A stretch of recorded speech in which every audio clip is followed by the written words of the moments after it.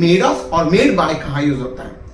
देखो, made in का मतलब होता है, जैसे अगर कोई आप टॉयज लोगे उसमें लिखा होता है मेड इन चाइना, यानी कि मेड का मतलब बनाया गया, किसके द्वारा बनाया गया, चाइना के द्वारा। तो here China is the name of country.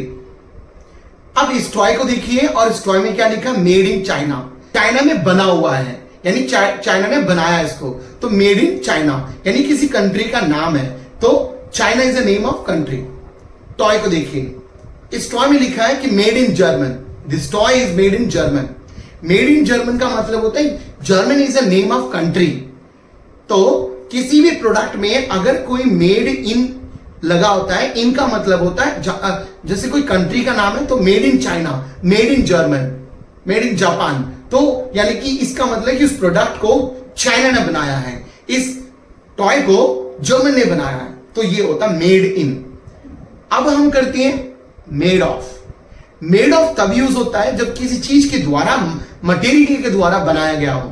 जैसे अब इस टेबल को देखिए, ये टेबल वुडन का है, तो this table is made of wooden, this table is made of wooden, यानी कि ये टेबल वुडन का बना हुआ है, यहां पर ऑफ लगेगा।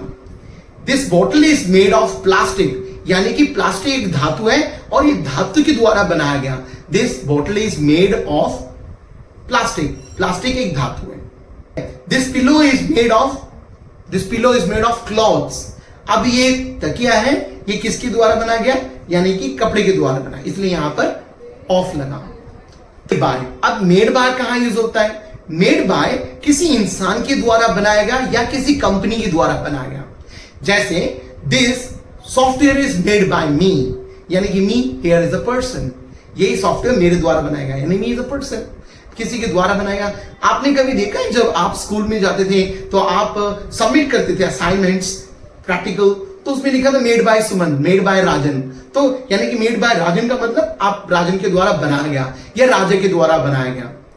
Google is made bye Microsoft, here Microsoft is a company name.